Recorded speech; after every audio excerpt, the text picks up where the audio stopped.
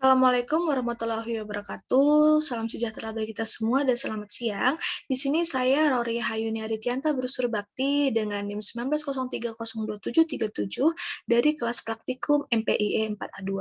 Baiklah, di sini saya akan melakukan perhitungan mengenai analisis ANOVA dan regresi linear dan sederhana, yaitu sederhana dan berganda dengan menggunakan aplikasi SPSS. Baiklah, langsung saja kita buka aplikasi SPSS-nya. Di mana di sini ada data mengenai speed, distance, YouTube, Facebook, newspaper, sales, dan produk, serta respon. Nah, di sini itu kita perhatikan dulu di bagian variable view-nya, kita harus ganti bagian name-nya dan juga di bagian desimalnya. Kemudian di bagian produk, untuk values-nya kita ubah menjadi keterangan seperti ini, di mana 1 produk A, 2 produk B, 3 produk C. Setelah itu kita klik OK, setelah di bagian variable view sudah beres dan sudah tepat, maka kita balik ke data view-nya, di mana yang pertama kita akan melakukan analisis ANOVA, di mana analisis ANOVA ini terbagi menjadi dua dengan data univariat dan multivariat. Untuk data univariat, kita harus atau syaratnya harus memiliki satu variabel terikat, atau kita juga bisa memiliki satu atau dua, atau bahkan lebih dengan variabel yang bebas. Kemudian untuk multivariat, itu syaratnya kita harus memiliki lebih dari satu variabel yang terikat, tetapi juga kita bisa memiliki satu atau dua bahkan lebih data atau variabel yang bebas. Baiklah, di sini untuk ANOVA ini masing-masing itu memiliki pembagiannya masing-masing, tetapi di sini melalui perhitungan ini saya akan melakukan perhitungan melalui perhitungan one way ANOVA. Baiklah, langsung saja kita klik di bagian ANOVA, analyze, kemudian kita pilih compare means, dan kita pilih one way ANOVA. Nah, di sini kita akan memindahkan yang namanya itu variabel antara yang pertama itu adalah produk, di mana produk ini kita jadikan sebagai vektor dan respon kita jadikan sebagai dependent atau variabel yang terikat. Oke, langsung saja kita klik bagian options-nya. Oke, kita klik descriptive dan homogeneity of variance test. Setelah itu kita klik continue. Oke, setelah itu kita langsung okekan saja. Nah, di sini one way-nya sudah terlihat, dan di sini apa yang harus kita perhatikan? Yang kita perhatikan itu adalah yang pertama di bagian tabel deskriptifnya, di bagian min. Nah, terdapat produk A, B, dan C, di mana masing-masing telah tertera bagian min-nya, di mana produk A itu min-nya sebesar 4,56, produk B itu min-nya sebesar 6,26, kemudian produk C itu min-nya sebesar 8,03, dengan min keseluruhan dengan total 90 responden, min-nya itu ada 6,2889. Kemudian kita akan melihat di bagian ANOVA-nya. Di bagian ANOVA ini kita akan memastikan apakah H1 ditolak atau diterima, atau bahkan H0 ditolak atau diterima, di mana H1 ini adalah apakah terdapat perbedaan di antara grup-grup ini, yaitu grup A, B, dan C. Sedangkan H0 adalah apakah tidak dapatnya ada perbedaan di antara grup-grup ini.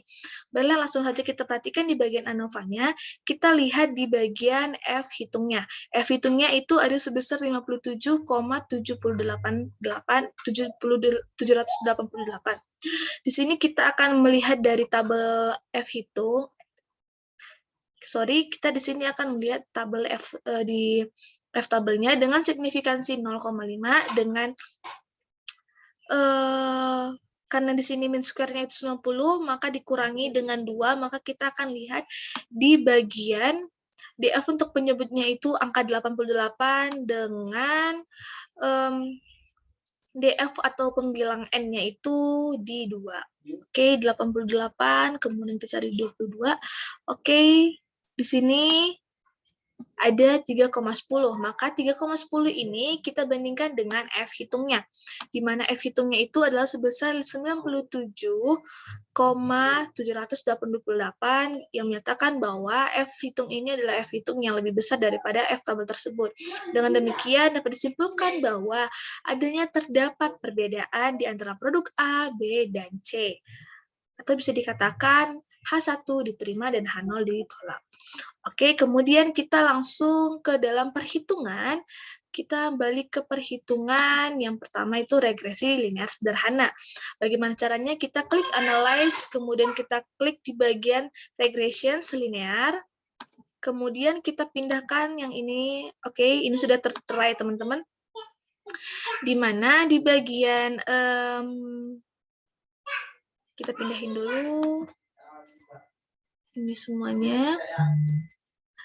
Oke, di sini kita akan memindahkan di bagian speed and distance, di mana speed ini adalah variabel yang bebas atau independen dan maaf sebentar sebelumnya.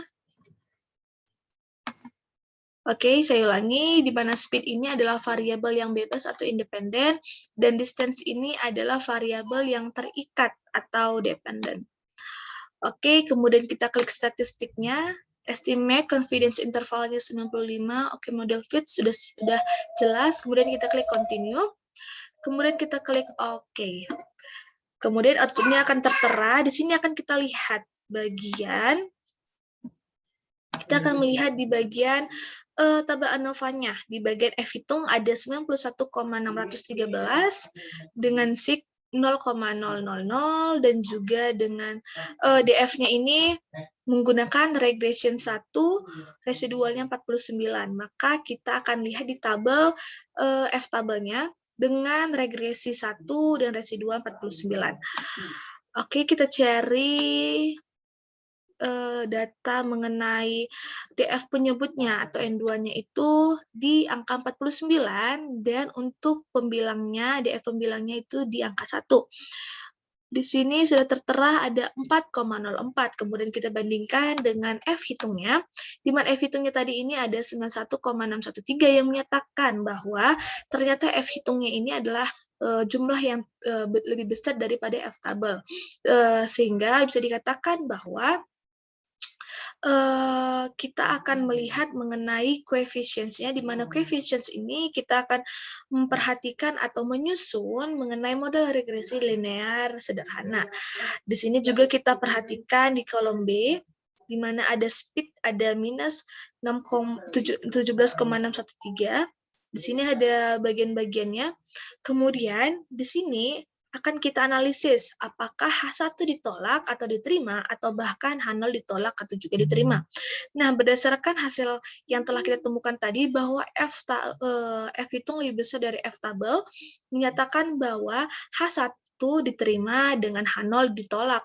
Hal ini dinyatakan karena terdapat pengaruh yang signifikan antara variabel bebas atau speed dengan variabel yang terikat atau distance.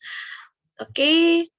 Sebenarnya juga kita bisa melihat tanpa melakukan perhitungan atau penganalisian dari F tabel dengan memperhatikan F ini, F hitung dengan SIG. Jika F-nya lebih besar, maka dapat mempengaruhi. Jika lebih besar daripada SIG-nya, dapat mempengaruhi atau sebaliknya. Oke, kemudian langsung saja kita masuk ke perhitungan yang terakhir, itu adalah perhitungan agresi linear yang kedua. Kemudian kita klik bagian regressions, kemudian linear, kita pindahkan di bagian sales, kita jadikan sebagai variabel yang terikat atau dependen. Kemudian di bagian independennya, kita jadikan YouTube, Facebook, newspaper. Kita pindahkan, oke, kita klik statistik, oke, estimate confidence interval, model fit sudah jelas, oke, kita klik continue, kemudian kita klik OK. Di sini hasilnya sudah tertera, dan apa yang kita lihat pada tabel ini, kita akan melihat di bagian ANOVA-nya. Nah, di sini terlihat bahwa F hitungnya sebesar 0,092 dengan SIG 0,964. Kemudian DF-nya itu DF regressions-nya 3 dengan residual 196. Di sini sebenarnya bisa kita lihat langsung dari F perbandingan F dengan SIG. Sebelumnya di sini pada perhitungan yang regresi kedua ini kita akan memastikan H1 ditolak atau diterima dan juga H0 ditolak atau diterima sama seperti hasil regresi sebelumnya. Tetapi di sini kita menggunakan variabel yang berbeda. Baiklah, di sini hasilnya dari F hitungnya itu ada 0,092 yang menyatakan bahwa F hitung ini adalah lebih kecil daripada sig. Atau bisa juga kita pastikan melalui F-table, di mana kita akan melihat di bagian DF regresi 3 dengan residual 196. Kita lihat di bagian DF penyebutnya itu 196 dengan DF untuk pembilang N-nya itu adalah 3. Oke, kita cari 196 dan 3. 196 dan 3 yaitu sebesar 2,65. Di mana jikalau dibandingkan dengan F-table, F hitung ini lebih kecil daripada F-table. Jadi bisa dikatakan bahwa H1 yang mana pertanyaannya adalah apakah terdapat pengaruh antara faktor apakah dapat terpengaruh terhadap X1, 2, dan 3 terhadap Y.